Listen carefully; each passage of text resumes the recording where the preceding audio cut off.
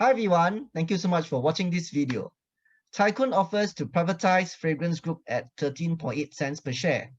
So now and then, we do have listed company going for privatization or either that going through the delisting process.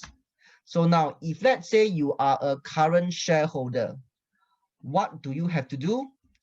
What are the key things to look out for? Now, the first thing first is this: get ready to receive a letter to ask you whether you want to accept this offer. So please take note, if you didn't receive this letter, you have to check with your remisiers. Now, after you receive the letter, do you accept the offer?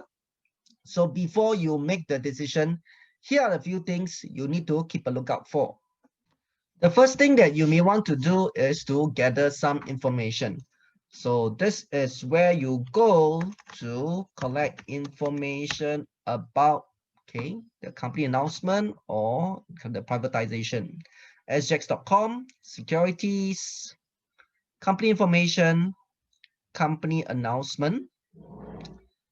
Type the company that you want to gather information on, Fragrance Group in this case. And yes, you can find information about the privatization, the offer. Okay, so just click on it. And of course, you can get information about it. Now, in the offer document, these are the few things I will keep a lookout for. Of course, number one, the price, 13.8 cents in this case. Okay, next is to see if there is any conditions in place. So it doesn't mean that, oh, okay, when they offer you accept, okay, definitely it will go through. So there are times whereby they actually put in certain conditions like this one. Okay, if you actually read in detail, the offerer, which is the company, okay, they actually need to have more than 90% of the shares after the whole exercise. Then they want to confirm the offer.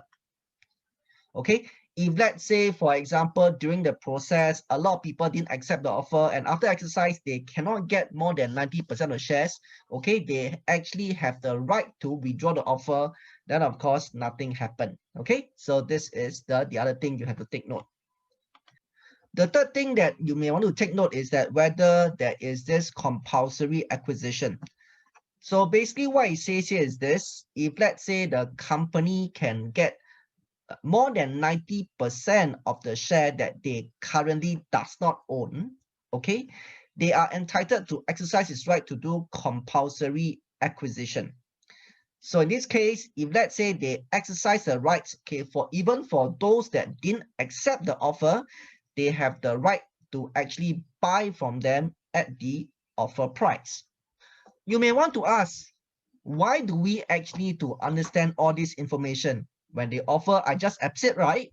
Okay, so this is where it can get a little complicated now. So this is what happened here. If let's say, for example, offerer give an offer. So of course, this is unrelated to the previous example. Let's say the offer give offer $1. Assuming that you accept the offer. And then what happened here is this offerer didn't actually get enough acceptance. And what they do is actually increase the offer price to 120. So if let's say this happened, here is the question. Will you be paid $1 or $1.20? Well, the answer is actually you are supposed to be paid only $1. Why? Because they offer $1, you accept $1. Okay, so of course, sometimes company out of goodwill, they actually pay you 120 instead. But hey, in actual fact, okay, legally speaking, they just have to pay you $1. Okay, so then of course you will think, okay, so since such situation can happen, is it okay that I just ignore and wait for compulsory acquisition? But here is the thing, compulsory acquisition may not happen. It's not that in every situation we have compulsory acquisition. So let's say, for example, there isn't a compulsory acquisition, you ignore this letter, you don't accept, and let's say the company gets successfully delisted, you become a shareholder of a private company. So what's the issue there? If let's say, for example, you are a shareholder of a private company, do you still get dividend? Yes, no problem. The problem arises when you want to sell your share. Who do you actually sell to? You cannot sell in the stock market anymore. You have to go and look for someone to sell. And even if someone is willing to buy from you, you guys have to go to the lawyer's office to do that transaction. So what do? Do I accept the offer when actually given? Well, of course, every situation is different. The best is to discuss with your remisiers. Okay, that's what your remisiers are there for. They're not just helping you to do your stock transaction. Okay, so they can also give you very good advice to see whether, hey, is it likely that the offer price will change, or how many people have accepted the offer. So with that, you can actually make a better decision to see whether should you accept the offer or not. Hope you have learned something from this video.